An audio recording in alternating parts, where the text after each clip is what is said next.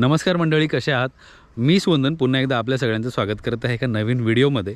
तर आज आपण कोणती प्रॉपर्टी किंवा कोणती डील नाही घेऊन आलेलो आहोत, पण ज्या प्रॉपर्टीज आपण घेतलेल्या आहात किंवा कोकणामध्ये ज्यांच्या प्रॉपर्टीज आहेत त्यांना कसं डेव्हलप करता येईल ह्या विषयाबद्दल आज आपण जाणून घेणार आहोत ह्या व्हिडिओमध्ये.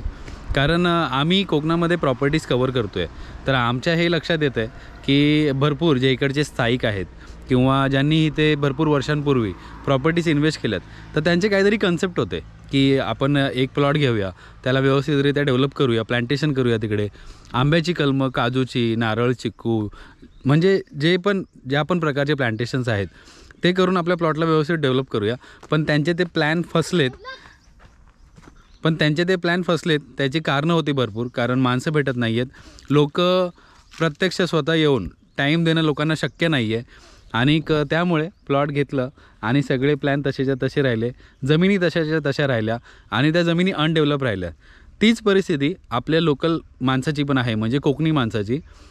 त्यांच्याकडे जमिनी आहेत, पण सगळी लोकं जाऊन शहरांकडे सेटल झालीत कामधंद्यासाठी आणि त्याच्यामुळे ज्या जमिनी आहेत त्या ओस राहिल्यात, त्याच्यामध्ये कसली डेव्हलपमेंट नाही. भात शेती सध्या खूप कमी प्रमाणात लोकं करत आहेत, कारण सगळी लोकं शहरांकडे सेटल झालीत. त्याच्यामुळे त्यांना टाईमच नाही आहे. त्यांच्या मुलाबाळांना तर बिलकुल टाईम नाही.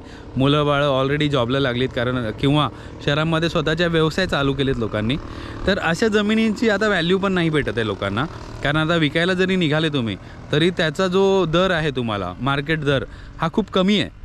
त्याचं कारण असं आहे की तुमची प्रॉपर्टी डेव्हलप नाही आहे, तर तिला तुम्ही काही केलं नाही आहे तशीच ठेवले. डोंगर आहे तर त्याला डोंगर ठेवलं आहे, मोकळी जमीन आहे तर त्याला मोकळी जमीन ठेवले, त्याच्यात काहीच नाही केलं. लोकांनी इलेक्ट्रिसिटी नाही घेतल्यात, लोकांनी पाणी नाही घेतलं प्रॉपर्टीला, लोकांनी कलमं नाही लावलीत, झाडं नाही लावलीत, प्लांटेशन नाही केलं. म्हणजे कोणतीही जागा घेऊन तिला जर सुंदर करायची असेल तर तिच्यावर मेहनती नक्की करायला लागते. पण त्याच्यामध्ये पण भरपूर प्रॉब्लेम्स आलेत, लोकांना फेस केलेत. जे कस्टमर आमच्याबरोबर इंटरॅक्ट करतात किंवा आम्हाला फोन करतात, ते आम्हाला ह्या गोष्टी सांगतात की आम्ही जागा घेतली, आम्हाला डेव्हलप करायची होती, पण आम्हाला व्यवस्थित माणसं नाही भेटली. त्यामुळे आमचं कधी प्लॅन्स लावल्यानंतरही हे प्लॅन फसले. तर आपण तुम्हाला ह्या व्हिडिओमध्ये किंवा आम्ही जे आता कोकणामध्ये काम करतो आहे, तर आम्ही तुम्हाला ह्याच्यामध्ये मदत करणार आहोत. आम्ही एक टीम डेव्हलप केलेली आहे आणि आमच्याकडे जे टीम मेंबर आहेत त्यांचं मी इंट्रोडक्शन करून देतो तुम्हाला थोड्याच वेळामध्ये. तर त्यांच्या स्वतःच्या 5 ते 7 बागा आहेत, त्याच्यापेक्षा जास्त आहेत. म्हणजे त्यांच्या कुळाच्या ज्या पहिल्यापासून त्यांच्याकडे आहेत, ॲन्सिएस्टर ज्यांना आपण बोलतो, तशा त्यांच्या 5 ते 6 बागा आहेत आणि अजून ते भरपूर बागा सांभाळत आहेत. म्हणजे त्यांनी डेव्हलप करायला घेतल्यात लोकांच्या बागा. ते प्लांटेशन जे आहे त्याचं मेंटेनन्स बघतात वर्षाचं आणि पूर्ण टीम आहे त्यांच्याकडे. तर आपण त्यांच्याबरोबर काम करणार आहोत आणि ते ॲज अ टीम मेंबर आपल्या कंपनीचं काम करणार आहेत आणि तुम्हाला एक चांगली सर्व्हिस आपण द्यायचा प्रयत्न करणार आहोत. तर त्या सगळ्या गोष्टी मी एक्सप्लेन करणार आहे की एक नॉन डेव्हलप प्रॉपर्टीला डेव्हलप करण्यासाठी कोणत्या प्रकारचं प्लांटेशन, त्या जागेनुसार ती माती कोणती आहे, त्या मातीमध्ये कोणतं पीक आपण घेऊ शकतो, कोणतं पीक चांगल्या प्रकारे तुम्हाला लवकर घेता येईल, काजू आहेत, आंबे आहेत, तर ते कोणतं तुम्हाला सुटेबल आहे, हे सगळं आपण मेन्शन करणार आहोत या व्हिडिओमध्ये. आणि नदीम साहेब ज्यांच्या आता मी इंट्रोडक्शन करून देणार आहे तुम्हाला, ते तुम्हाला बाकीच्या गोष्टी, मी त्यांना काहीतरी प्रश्न करेल, ते तुम्हाला बाकीच्या गोष्टी क्लिअर करतील की आपण कशाप्रकारे एक प्रॉपर्टी डेव्हलप करतो. आणि त्याचं एक जिवंत उदाहरण पण मी तुम्हाला देणार आहे. एक ऑलरेडी आपण असाच प्लॉट डेव्हलप करायला घेतलेला आहे, तर तोही मी तुम्हाला दाखवणार आहे. आणि त्याच्याच बाजूला एक डेव्हलप प्रॉपर्टी कशी दिसते आणि एक अनडेव्हलप प्रॉपर्टी कशी दिसते, हा पण मी फरक तुम्हाला या व्हिडिओमध्ये सांगणार आहे. व्हिडिओ शेवटपर्यंत नक्की बघा. तुमच्याकडे जर अशी प्रॉपर्टी असेल तर तुम्हाला नक्की उपयोगी पडणार आहे हा व्हिडिओ. तर आता आपण बोलूया नदीम साहेबांबरोबर. तर जसं मी तुम्हाला सांगितलं, नदीम साहेब हे सगळं हँडल करणार आहेत आणि त्यांच्या अंडर पण टीम आहे. तर मी आता इंट्रोडक्शन करून देतो नदीम साहेबांचं. तर नदीम साहेब, स्वागत आहे तुमचं आपल्या चॅनलमध्ये. तुम्ही पहिल्यांदा दिसताय आय थिंक. बाकी नदीम साहेब दिसले असतील तुम्हाला. आम्ही प्लॉट वगैरे रेखी करायला जातो तेव्हा नदीम साहेब असतात आपल्याबरोबर, पण कधी अशा व्हिडिओमध्ये प्रत्यक्षिक आले नाही आहेत. तर आज ते आपल्याबरोबर बोलणार आहेत. तर नदीम साहेब, एक सोप्या प्रश्नापासून सुरू करतो की एक अनडेव्हलप प्लॉट म्हणजे कोणी घेऊन ठेवला, समजा माझाच आहे एक अनडेव्हलप प्लॉट आणि कित्येक वर्षापासून तसाच आहे, मी काही लक्ष देत नाही आहे, कारण त्याचं मी सांगितलं स्टार्टिंगला माणसं वगैरे भेटत नाहीत. तर अनडेव्हलप प्लॉटला डेव्हलप करायचं काय प्रोसिजर आहे, म्हणजे काय काय बघून तो डेव्हलप करायला लागतो? उदाहरणार्थ प्लॉटची दिशा कुठली आहे, त्याच्यात मातीचं प्रकार कुठला आहे, कातल वगैरे आहे काय, दगड आहे काय, टेबल प्लॉट आहे की असं वर्कस आहे, त्याच्यानुसार म्हणजे डोंगर आहे, चढ आहे, डोंगर उतार आहे, आहे, टेबल उतार आहे, त्याच्यावर पण ठरतं. हा, त्याच्यावर पण ठरतं. मातीचा प्रकार कोणता आहे? मातीचा प्रकार कोणता हा, आहे आणि त्या मातीत कुठली आपल्याला प्लांटेशन करता येईल हां, त्याच्यानुसारच त्याचे आपण हे करतो.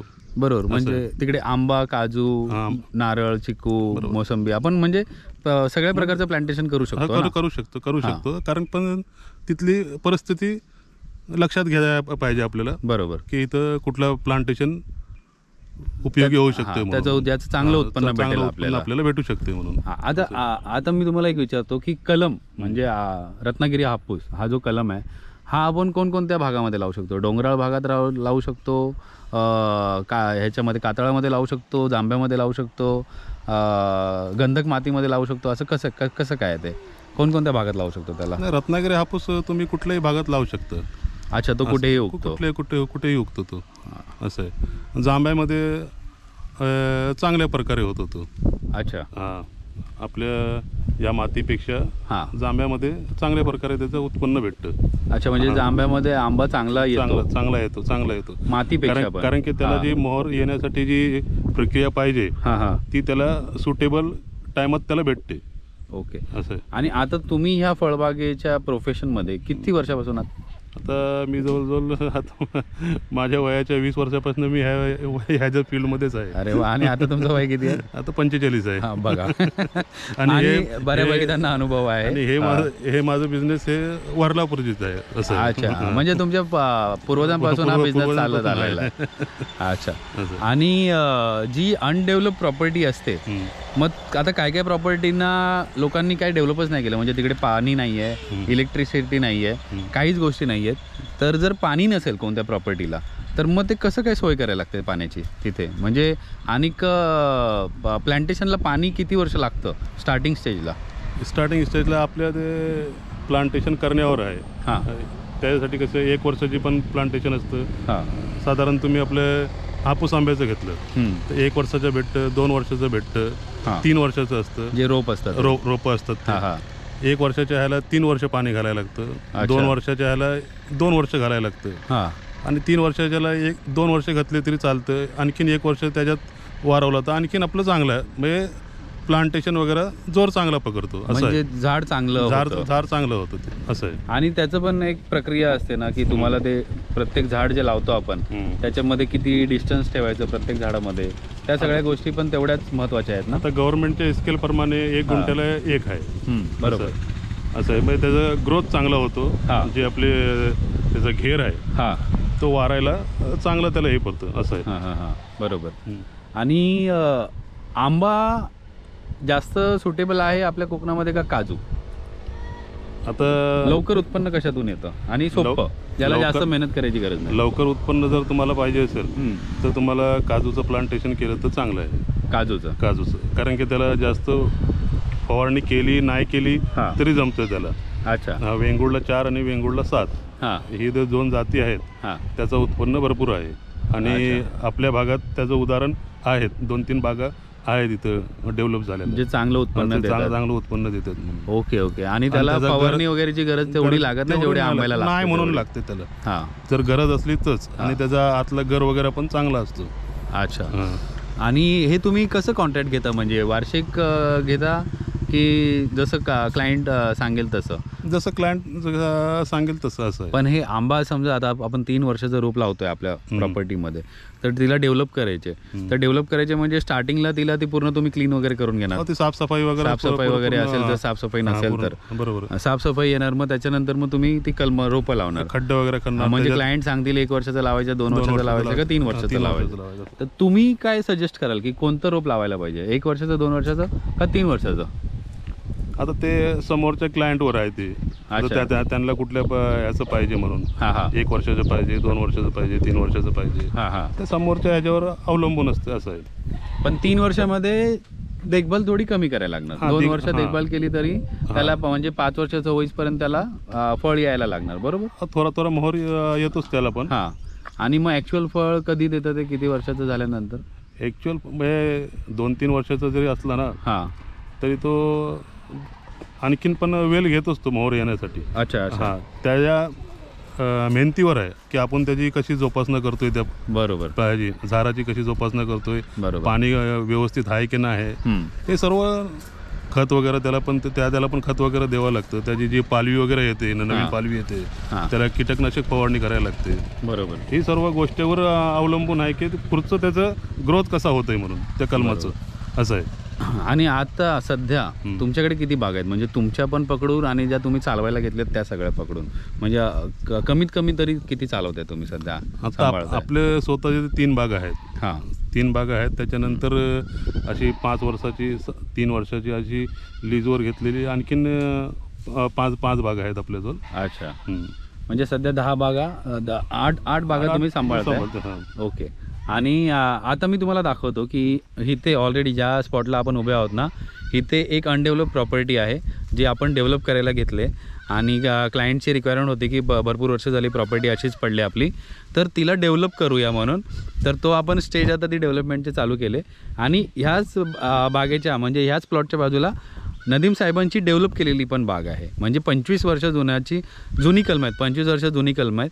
तर ते पण मी तुम्हाला दाखवतो आता पहिलं. तर हे बघा, आता हा जो प्लॉट आहे ना, हा पूर्ण प्लॉट आता आपण डेव्हलप करायला घेतला आहे. पूर्ण आता साफ करायला लागणार. पूर्ण ही जाळी होती पूर्ण, आणि ही वरपर्यंत पूर्ण साफ करून मग ही बाग पूर्ण आपल्याला म्हणजे हिला कन्वर्ट करणार आहेत, कलमाचे आंबे लावून हिला पूर्ण डेव्हलप करणार आहेत. आणि आता ही जी प्रॉपर्टी आहे ही अनडेव्हलप आहे. ही डेव्हलप झाल्यावर कशी दिसणार आहे ते मी तुम्हाला आता दाखवतो. तर हे बघा, ते ही बाजूलाच जी प्रॉपर्टी आहे पूर्ण डेव्हलप केलेली आहे आणि 25 वर्ष जुने आंबे आहेत इकडे, कलमाचे आंबे आहेत सगळे, 25 वर्ष जुने आहे. ह्यांना आता म्हणजे कैऱ्या लागल्या पण आहेत, फळं आली पण आहेत त्यांना, तुम्ही पाहू शकता. आणि ह्याची सगळ्यांचं पूर्ण मेंटेनन्स असतं, ह्याला सगळ्यांना सांभाळायला लागतं. तर अशी पूर्ण कलमं वरपर्यंत लावलेली आहेत. आणि इकडे म्हणजे जेव्हा देखभाल करायची असते तेव्हा जेव्हा मोहोर येतो, तर त्या मोहोर आला आणि म्हणजे फळं यायला लागली की जंगली जनावरांपासून म्हणजे माकडांपासून, वानरांपासून आपलं उत्पन्न वाचवण्यासाठी किंवा चोरी न हो आपलं उत्पन्न, त्यामुळे अशी फॅमिलीज इकडे बसवल्या जातात सांभाळायला. तर हे आदिवासी लोकांच्या फॅमिलीज इकडे सांभाळतात हे सगळं येऊन. आणि हे पूर्ण महिनेभर म्हणजे 2-2, 3-3, 4-4 महिने इथे असतात. तर अशा प्रकारे ते सगळं सांभाळलं जातं आणि ह्या टीमवर्कनी तुम्हाला एक चांगलं उत्पन्न किंवा तुमची प्रॉपर्टी व्यवस्थितरित्या डेव्हलप व्हायला मदत होते. तर नदीम साहेबांकडून आपण बरेचसे पॉईंट समजून घेतलेत, अजून काही आहेत ते मी विचारतो आहे त्यांना.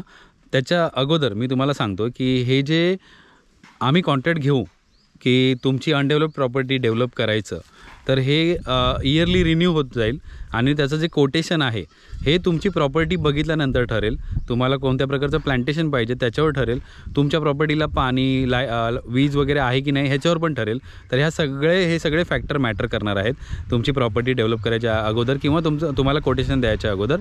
आणि मग प्रॉपर्टी सांभाळायचं जे मेंटेनन्स आहे इयरली, ते पण आम्ही तुम्हाला त्या कोटेशनमध्ये मेन्शन करू. जोपर्यंत रोपाला फळ नाही येत आहे तोपर्यंत तुम्हाला तिला व्यवस्थित सांभाळायचे. एकदा फळ आलं की त्याच्यानंतर फक्त फवारणी वगैरे जे विषय राहणार आहेत ते पण आपण तुम्हाला त्याचं पण पॅकेज सांगू, जे त्याच्या पुढे चालू होतील. ते आपण एकदा तुम्ही आम्हाला कॉन्टॅक्ट दिलं त्याच्यानंतर नक्कीच आपण संपर्कात तर राहणारच आहोत. तर त्या गोष्टींचा अपडेट तुमच्यासाठी येतच राहील. तर सध्या आपण जी प्रॉपर्टी डेव्हलप करायचा हा कन्सेप्ट सुरू केला आहे, हा माणगाव, मंडणगड, महाड आणि पोलादपूर इथपर्यंतच आपण करत आहोत. त्याच्या बाहेर सध्या आम्हाला पॉसिबल होणार नाही आहे, पण हळूहळू आपण आपली टीम वाढवू. त्याच्यानंतर आपण नक्कीच प्रयत्न करू की आपण पूर्ण कोकणामध्ये हे करू शकलो तर नक्की करू, आम्हाला नक्कीच आवडेल. आणि आता काही राहिलेले प्रश्न नदीम साहेबांना मी विचारतो की नदीम साहेब, जेव्हा आपण ही कोणाची प्रॉपर्टी कोणत्या क्लायंटकडून आपण जेव्हा प्रॉपर्टी डेव्हलप करायला घेऊ, तर त्याचा जो प्रोसिजर आहे तो सिम्पल आहे. म्हणजे प्रॉपर्टी आपण चेक करू, जागेची रेखी करू, ती जागा साफ करून घेऊ, पूर्ण साफ नसेल तर तिकडे पाण्याची सोय आहे की नाही हे आपण पाहू. आणि त्याच्यानंतर जे स्टार्टिंगला जे आहे मेंटेनन्स, त्याच्यामध्ये पण आपल्याला लोकांना बसवायची गरज पडते अशी सांभाळायला. किंवा जसं आता हे उत्पन्न सुरू झाले तर इकडे आपण केअरटेकर ठेवलेले आहेत, तर तसे केअरटेकर स्टार्टिंगला ठेवायची काय गरज पडते आपल्याला नवीन रोपांना जर पाण्याची जर जमिनीमध्ये जर व्यवस्था नसली तर ती केअरटेकर ठेवायला लागतो. त्या पाणी वगैरे लावण्यासाठी पाण्याची व्यवस्था नसेल तर. हां, नाहीतर मग आपण पाईपचं किंवा मोटरचं प्रोव्हिजन करून ते टाइम टू टाइम आपण फक्त पाणी देऊन निघू शकतो तिथून. बरोबर. म्हणजे तो एक फरक पडतो मेंटेनन्समध्ये. आणि जेव्हा फळं येतात तेव्हा जेव्हा मोहर लागतो तेव्हापासून मग आपल्याला केअरटेकर ठेवावे लागतात रोप मोठं झाल्यानंतर. रोप मोठं झाल्यावर त्यासाठी मोहर वगैरे आल्यानंतर त्यासाठी ती फवारणी वगैरे करण्यासाठी हे केअरटेकर ठेवायला लागतो त्याच्यात. आणि चोरी वगैरे होते आपल्या कोकणामध्ये फळांची, किंवा माकडं वानरं येऊन नुकसान करतात त्यांना. जास्त तर माणसापेक्षा आता वानरांचं जास्त मग त्यांच्यासाठी केअरटेकर कंपल्सरी ठेवायला लागतात आपल्याला. कंपल्सरी. आता तुम्ही हे बघितलेत हे. हां बरोबर.